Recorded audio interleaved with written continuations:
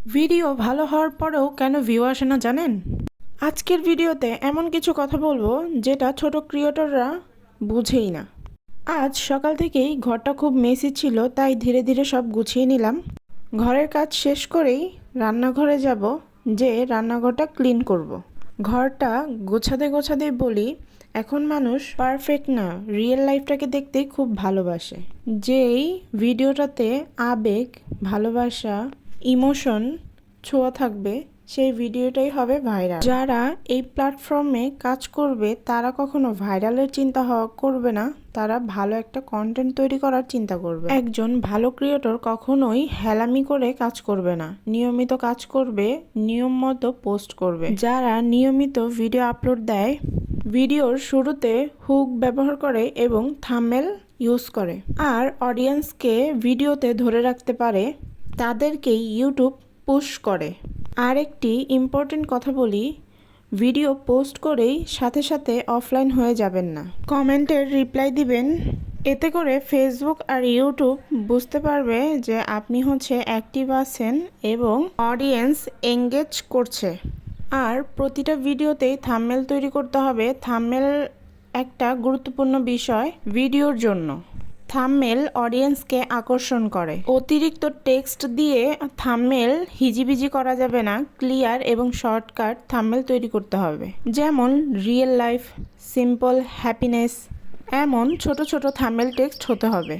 এইগুলো মানুষকে ভিডিওতে ক্লিক করতে বাধ্য করে। আরেকটা ভুল অনেকেই করে, একদিন ভিডিও আপলোড করে আর 5 দিন খবরই থাকে না।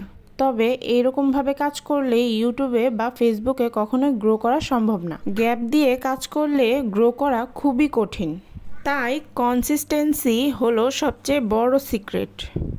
আজকে হয়তোবা ভিউ খুবই কম, তবে ধীরে ধীরে কাজ করলে অবশ্যই ভিউ বাড়বে এবং ভিডিও ধীরে ধীরে ভাইরাল হতে শুরু করবে। তাই প্রতিটা কাজের জন্যই প্রয়োজন খুবই ধৈর্য। এখানে ধৈর্য যার আছে সেই সফল হতে পারবে।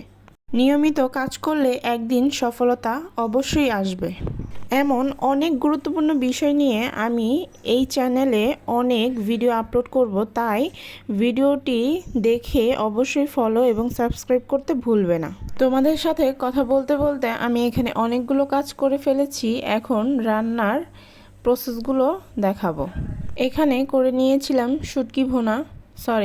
শুটকি দিয়ে, করলা দিয়ে, আলু দিয়ে শুটকি রান্না করেছিলাম। সো কার কার শুটকি ভালো লাগে কমেন্টে জানাতে পারো। আর ভিডিওগুলো অবশ্যই ধৈর্য সহকারে দেখবে। আমি প্রত্যেকটা ভিডিওতে কোনো না কোনো ইনফরমেশন দিয়ে থাকি, তাই আমার ভিডিওগুলো দেখতে অবশ্যই চ্যানেলটাকে সাবস্ক্রাইব করে দিবে এবং ফেসবুক থেকে হলে অবশ্যই ফলো দিয়ে পাশেই থাকবে।